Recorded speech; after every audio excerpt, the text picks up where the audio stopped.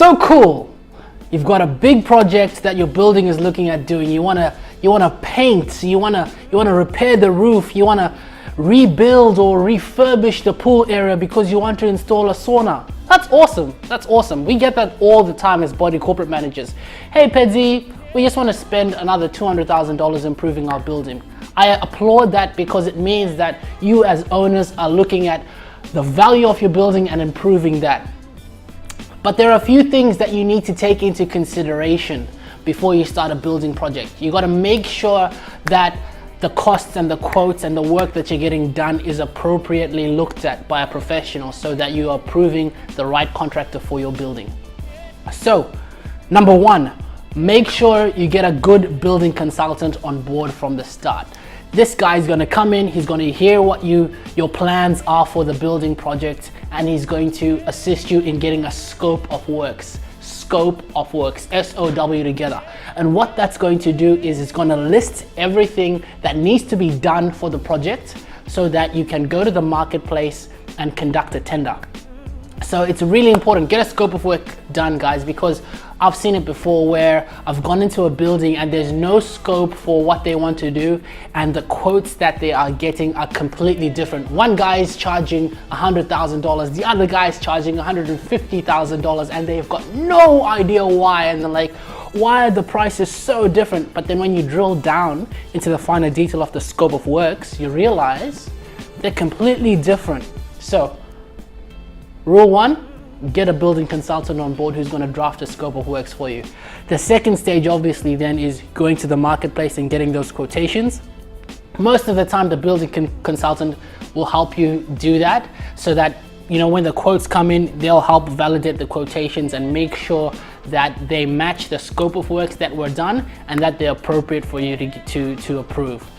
The third step is obviously sorting out the funding. You know, how are we going to pay for this work? We've got the quotes, we kind of know who we're going to go with, but how do we fund this work? Now, each body corporate in Queensland should have what's called a sinking fund, right? Some don't, but most of the time there's a sinking fund. And that sinking fund is used for these capital expenditures, these big ticket items, this big work that's going to be done. So you have to look at your sinking fund and work with your body corporate manager to understand, hey, look, do we have money in the sinking fund? Has it been budgeted for to actually approve this work? Otherwise, if it hasn't, guess what, guys? You're going to have to pay a special levy towards this major project. So make sure you sort out the funding. Make sure you work with your body corporate manager to understand how much money you have in the sinking fund, right? And if any of that money can be used towards this project. If you've been building up to this project for a number of years as a body corporate, awesome, because chances are you can just pay for it directly from the sinking fund. But unfortunately, some of the communities that we manage have had a tough time because, you know, something unforeseen happens or they haven't really been budgeting for this major project over the last, 2 or 3 years. So when it comes time to do the work, they realize, you know what, we're going to have to ask for additional money from the owners, which is you, our clients. So make sure you sort out the funding. The fourth step is then obviously approving the work at what's called an extraordinary general meeting or even an annual general meeting, where you send out the paperwork to all the owners and they have a look at the quotes and then they vote, yes or no, I want to proceed with the work. So once you have the quotes, go to the special meeting of all the owners, get them to approve the work. Once that work is approved, awesome, you're ready to go. The last stage is just signing the contract. Make sure there's a contract, sign the contract, because that'll bring you some guaranteed comfort in relation to what is actually going to be done and how that work is going to be done, and ask for the warranty documents so that you can understand what happens if there's, a defect with the work, or what you do if the work hasn't been up to scratch.